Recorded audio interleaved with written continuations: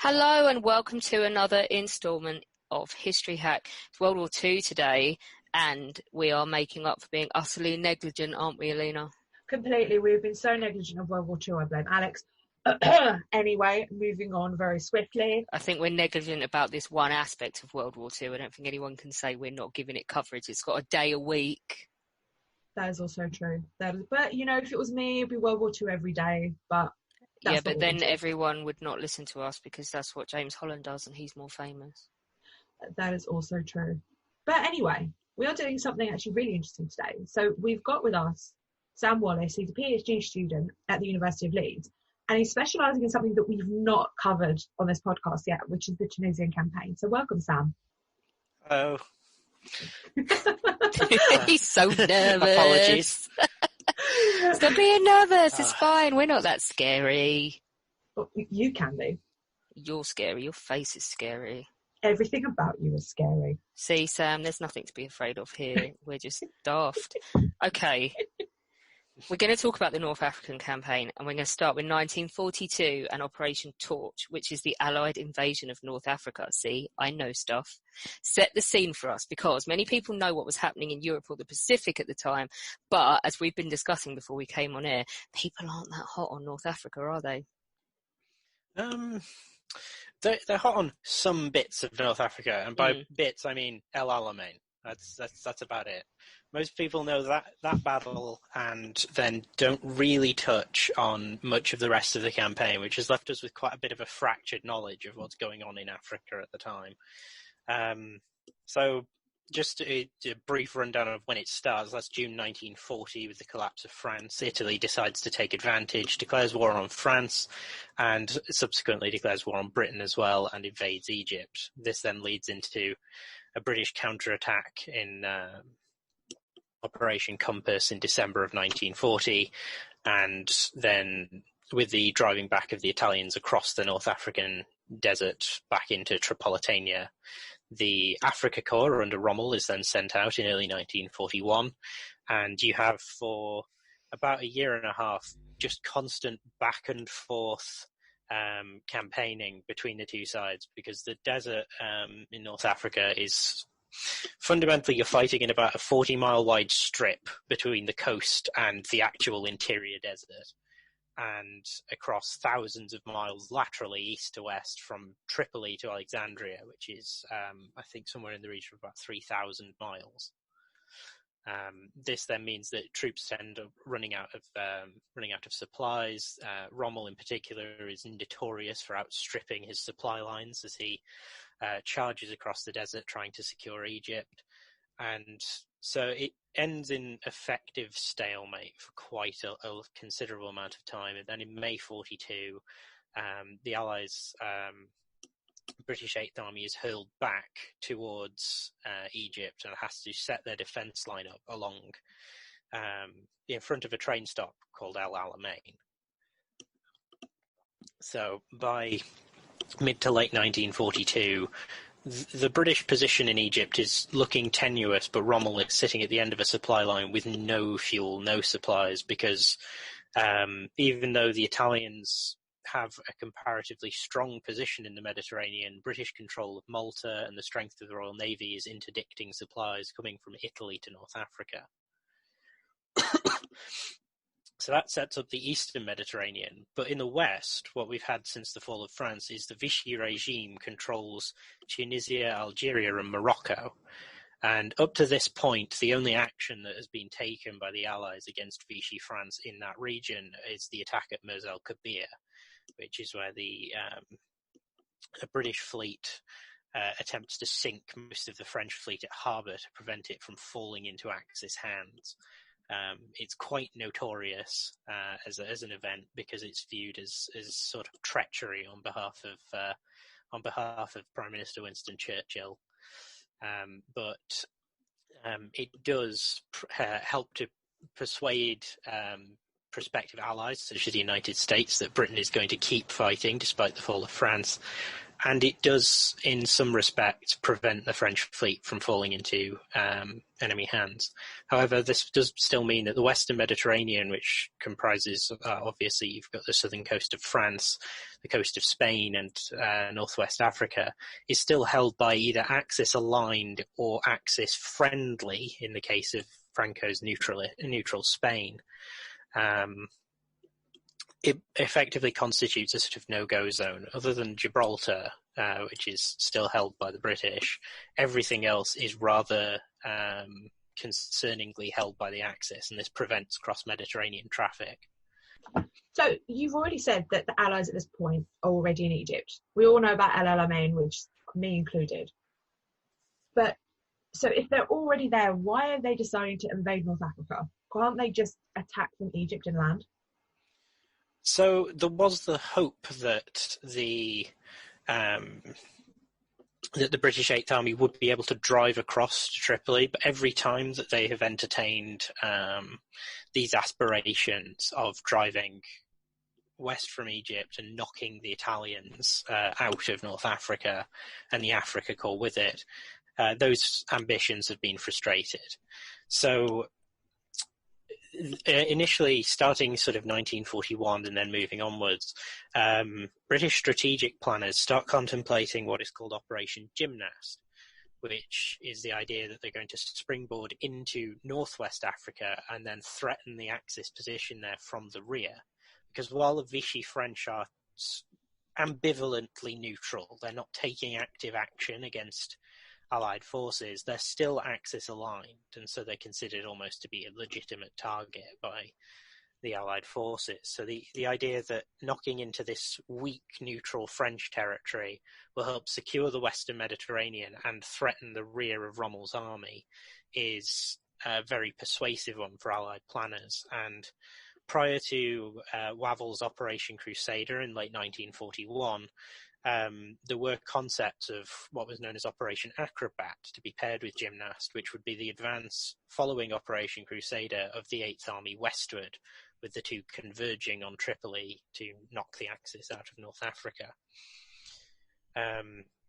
This does start to change when the Americans join the war in December 1941.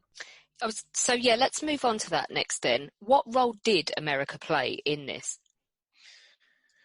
So initially, the planning that that America had envisaged for the Second World War was a hope to concentrate on the Pacific. However, these hopes are rather swiftly dashed when they are persuaded round to what is regarded as the Germany First policy at a lot of the inter-Allied conferences.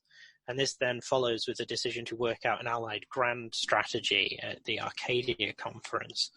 And there are two sort of poles that are occupied here by the American and the British planners at Arcadia. And the American planners hope to do what is known as Operation Sledgehammer, which is an invasion of France early in possibly even 1942. However, this then gets pushed back against by the British chiefs of staff, particularly Alan Brooke, who do not view this as a feasible solution, because any number of divisions that they could put into French territory at this point, Allah was done in Operation Overlord. The possibility that the Germans would counterattack with a considerably overwhelming force and just demolish the bridgehead was too disastrous to contemplate. So instead, British planners opted for their Mediterranean strategy, which is sometimes also known as an indirect attack strategy, whereby they would work their way round the Mediterranean to encircle the Axis into Europe, and then push into what has inevitably been nicknamed the soft underbelly, because of its sort of ironic twist of what happens in the Italian campaign, and push through Italy because they were deemed as the weak alliance partner. So if they could be made to collapse, then perhaps the rest of the Axis position might follow. So following that, you then get this, what is known as the transatlantic essay contest, whereby Churchill tries to persuade Roosevelt round to the idea of invading French North Africa as a preliminary to beginning an invasion of Mediterranean territories, mostly Italy and possibly Greece as well.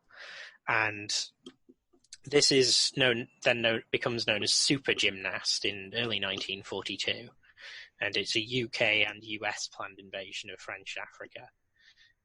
However, finally in, I think, the end of May 42, Roosevelt gets persuaded round to the position, and they change the name to Operation Torch, and that is the finalized form of what will become the invasion of North Africa. So you've mentioned Operation Torch. Let's stick with that. Can you give us an overview of what happened? Okay, so from the decision made to undertake Operation Torch, a Allied planning staff was formed in London very quickly afterwards. This force was headed up by Dwight Eisenhower, who at this point had not been selected as the Supreme Commander. In fact, he was comparatively low ranking, but was elevated to this position because he was regarded almost as sort of Marshall, the American sort of chief of staff. They were regarded as George Marshall's protege, and Ike's planning capacity and ability to manage a staff was well regarded, so he was placed in charge of what was known as Allied Force HQ after a while. But Operation Torch was built by the planning staff that surrounded Ike at that point, and the aims of Operation Torch were to sweep into French North Africa, primarily initially aimed at Algeria, with possible landings further east. However, there was a lot of back and forth politicking on that point, because the respective positions of the British and American chiefs of staff were aggressive and conservative, quite respectively. The American chiefs of staff were concerned by the position of Spanish Africa, which is in that sort of northwest corner between Morocco and Algeria, and because Francoist Spain could potentially block the route into the Mediterranean if they chose to take an active part in the conflict. Hence, the American chiefs of staff, the Joint Chiefs, demanded a Atlantic coast landing. So they demanded that a amphibious landing was made at Casablanca to secure a large port, so that Allied forces would not be undersupplied as they attempted to dive eastward in the direction of Tripoli. The British Chiefs of Staff, by contrast, wanted a more aggressive plan. They wanted to land at Algiers and then eastwards at ports like Philippeville and Beaune, possibly even at Tunis itself, even though that was regarded as slightly too close to Sicily. Because of the control of Italian and Luftwaffe air forces over that particular region. Because they were concerned that if they took too long to drive eastward, the Axis would respond by placing a force in the way to try and stop them from outflanking Rommel. So Operation Torch eventually consists of 3 landings, which is at Algiers, Oran, and Casablanca. They're mounted simultaneously on the 8th of November 1942. I want to ask as well, the Axis then launched an offensive in the Kasserine Pass in February 1943. So it was a success for Rommel, wasn't it? But was that success short-lived? What happened? Okay, so the positions in Tunisia following the invasion of Operation Torch had seen the Allies overextend massively. The distance between Algiers and Tunis, I believe, is compared in some of the Allied notes to the distance between Aberdeen and London. It's an exorbitant distance to try and supply an army across. And initially, the Allied landing force consists of about a brigade of infantry and a battalion of tanks. So you have parts of the 78th Division and also what is known as Blade Force, which is the advance of the 6th Armoured Division, rushing eastward, while the bulk of the American forces, which had comprised a large portion of the landing troops, were kept in the west to blockade against a threat that didn't exist from Spanish Africa. This was the US 5th Army. And as a result, the Axis were able to do exactly what the British Chiefs of Staff had feared, which was rush a force in under Walter Nering in November 42, and they blocked the Allied progression in front of Tunis, and eventually a sort of battle line starts forming. And in the sort of opposite of what people call the rush to the sea in World War One, where you have the sort of trench lines moving northward towards the coast, you have instead from the point of contact in Tunisia, the battle lines start extending southwards into southern Tunisia as more and more Allied troops pour in and more Axis troops pour in. But Kasserine Pass then comes in February 1943, so after about 3 months of this stalemate fighting and consistent build-up, Rommel has retreated since El Alamein back through Tripoli and into Tunisia, where he hopes to hold what is the Mareth line, which is in southern Tunisia a series of French fortifications that were built in the interwar period and aimed at the Italian colony in Libya. They're slightly outdated fortifications, but he hopes that this will provide him with at least a position where he can hold off Montgomery's advancing 8th Army. But Monty's 8th Army isn't in Tunisia yet, it's still at Tripoli. And so in February 43, you have von Arnim, who is commanding the 5th Panzer Army, and Rommel, who is commanding his German-Italian Panzer Army, both decide to launch a combined offensive west at the Allied troops in moving from Algeria into Tunis, because the hope there is that they'll be able to prevent what is effectively this sort of bear trap that the Allies have constructed, where the 8th Army is advancing from the east and the 1st Army and US 2nd Corps from the west will just eventually sort of snap shut like the jaws of a trap. So Kasserine Pass is the attempt to lever open these jaws before they can close. And it's aimed into southern Tunisia at the US 2nd Corps, who are holding a very wide and dispersed front, but also holding some of the important passes through the Atlas Mountains. The Atlas Mountains runs north-south through western Tunisia and then sort of curves around to the west and through southern Algeria. And holding the passes through these mean that you hold the important roads for supply. So Rommel hurls his troops forward to try and rout the US 2nd Corps, while von Arnim launches a similar offensive. These two offensives are called Frühlingswind and Morgenluft. Spring wind and morning air.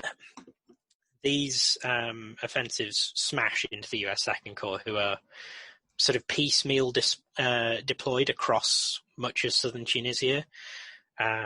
And probably the most important early engagement is at Sidi Bouzid, which is where a large portion of the US 1st Armored Division is placed, as well as parts of the US 34th Infantry Division. And many of their battalions are deployed too far apart to be mutually supporting. So when the veterans of the Africa Corps come smashing through the area, they just bypass lots of these, surround them, mop them up, and march the Americans off as prisoners. And large portions of the US 2nd Corps disintegrate early on. However, in order to secure the passes through the Atlas Mountains, they need to secure, in part, one of them, the Kasserine Pass. There are others, so there is one that runs through a position called Spiba, which is held by a combination of British 1st Army and US 2nd Corps troops. But the rest of the 2nd Corps is streaming back through the Kasserine Pass at this point, and you have tiny forces. I think it's an engineer battalion, ragged portions of an American infantry regiment, and a company or so of tanks, as well as a company of British infantry tanks, holding a pass against the majority of the Africa Corps. And this is the eponymous engagement, and it actually goes surprisingly well for the Allies, because where the Axis had initial success, they are now beginning to run up against tougher and tougher resistance as the Allies begin to put together what they think is a robust defense.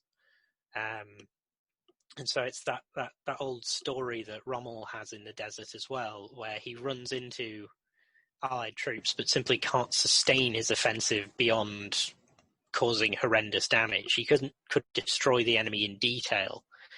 So by the end of the Kasserine Pass offensive, Rommel is actually obliged to retreat because he is running out of petrol despite capturing US Second Corps dumps. He is overextending his troops and suffering unacceptable casualties because the First Army is starting to feed some of its veteran units into the area, and the US Second Corps is starting to rally round those more experienced commanders that it actually has within its ranks, particularly people like General Ward, who is the commander of the 1st Armoured Division. But Kasserine is usually regarded as the nadir of Allied fortunes in the Tunisian campaign. And to some extent it is. It's an absolutely disastrous early battle for the Allies. But in broader terms, in non-tactical, more operational or even strategic terms, the Allies come out on top in Kasserine Pass because the Axis fail to break the back of the Allied army in the west, and Montgomery's army is still advancing from the south. So in doing so, they threw a lot of resources, when they had them, at Allied troops that looked comparatively weak, still failed to bowl over the top of them, and now they're trapped in this Tunisian bridgehead with Allied forces bearing down from all sides. So, were there actually many casualties on both sides during the Tunisian campaign? So the casualty rate is, compared to the size of the forces, the actual number of troops killed is comparatively low. The estimates for Axis forces, which, because of they burned their ration books and things like that, are difficult to quantify, but it's estimated that the Axis suffered about 12,000 killed and 40 to 50,000 wounded. That is about a fifth of the overall total of the Axis about a sixth of the overall in the region at the time. The Allies, by comparison, suffer 76,000 casualties total, which is 6,000 killed for the UK, 2,000 for French, 2,700 for the Americans, 21,500 wounded for the British, 10,000 wounded for the French, 9,000 for the Americans, and then between them about 25,000 captured or missing. The Axis casualty rate thus looks quite low until you realise that most of what the Axis troops were actually doing when their positions were overrun was surrendering. So by the end of the Tunisian campaign, despite this sort of equal trading in killed, wounded and missing between the sides, the Axis lose about 250,000 men to capture, which is somewhere in the region that they suffered at Stalingrad. So the Tunisian campaign actually becomes nicknamed as Tunisgrad by some of the Axis veterans, particularly since some of them had been pulled off the Russian front to be fed into this meat grind. The Tunisian campaign, it has some quite well-known commanders, doesn't it? For example, Patton, Montgomery and Rommel. Can you give us a brief overview of them in North Africa? Okay, so our primary... We have, almost this sort of all-star roster going on for the Americans, the British and the Germans. You have Rommel, so he's almost certainly known to most people as this sort of photogenic, well-regarded, legendary commander of the Desert Fox, and so on. He's already had quite a glittering career up until his defeat at El Alamein. He does not secure this very well in Tunisia. He's been indicted on the strategic level for outrunning his supply lines time and time again during the campaign in the Western Desert. Now in Tunisia, he embarks on the Kasserine Pass offensive, which put us to a halt against determined Allied resistance. But he also authorises what is known as Operation Capri, or the Battle of Medellin, which is an offensive that is utterly disastrous for the Afrika Corps. The battle lasts about 6 or 7 hours against Montgomery's army, which has been prepared in defensive positions for several days, has ultra-decrypt warning, has a greater degree of air support, and it shatters the back of the tank strength of the German-Italian Panzer Army. which is soon to be renamed the First Italian Army because Rommel departs not long after. He hands over control to General Giovanni Messe, who is one of the more well-regarded Italian commanders of the Second World War. The other Axis commanders in theatre, you have the theatre commander, who is Albert Kesselring, who is actually a Luftwaffe man. He is usually well regarded for his performance in Italy following this campaign, because he is quite capable in building defensive lines that the Allies have to knock their heads against, such as at Monte Cassino. But in Tunisia, he does not display much of the strategic nous that is often attributed to him. He is very over-optimistic about Axis chances, probably because he is just looking at the raw numerical strengths arrayed between each side. The supply lines to Tunisia are what he really underestimates. Aside from that, you have Hans-Jürgen von Arnim, who is the commander of the 5th Panzer Army, who is a Russian veteran, almost the opposite to Rommel in some instances. He's a straight-laced Prussian aristocrat, reasonably competent, but used to actually fighting in the Russian steppe, where he has room to maneuver. Whereas his performance in Tunisia is middling. On the Allied side, however, you have a lot of up-and-comers. Not only do you have Montgomery and Alexander, who have led their forces west from Egypt, and Alexander eventually takes over 18th Army Group, which comprises all of the Allied ground forces in North Africa. The two of them have already displayed that they can beat Rommel and shatter that Rommel legend, which has spawned a comparable Monty myth. But also Alexander demonstrates a sort of firm hand of Army Group command that would later define him in Italy. And the two of them represent quite an effective and highly experienced team. That's not so much kept up by the third member of the British command team in Tunisia, which is General Kenneth Anderson, who most people will not have heard of at all. I have, because his brother-in-law is in my Eton book. He died in 1918, and he was he not a governor of Gibraltar after the war? He was. Boom. So somebody has heard of him. I've just shocked you completely, haven't I? One person has heard of him. And well, it's actually, yeah, it is actually quite staggering that you do know of him, though, because he has none of the reputation of other Allied commanders, other British commanders even in the Second World War. He was also a divisional commander during the retreat to Dunkirk.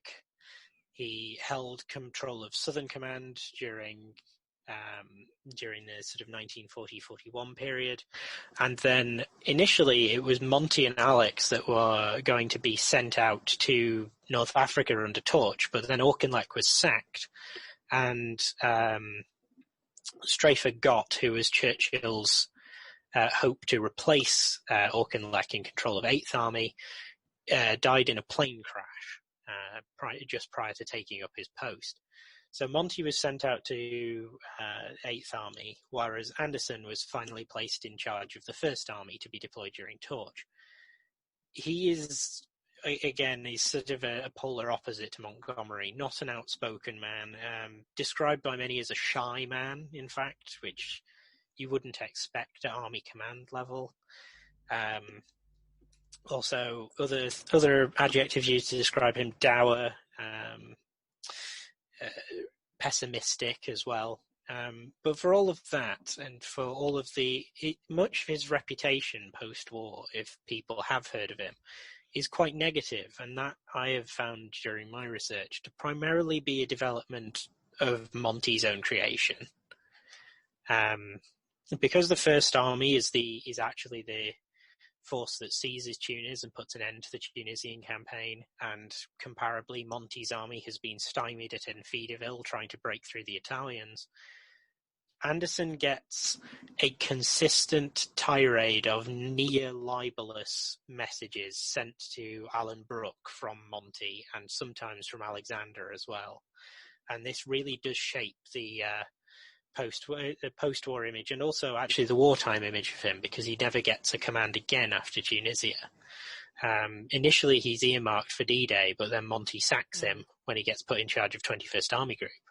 I have a vague recollection as well that his one child, his only son, is killed in 47 in the Far East as well. It's quite a sad family.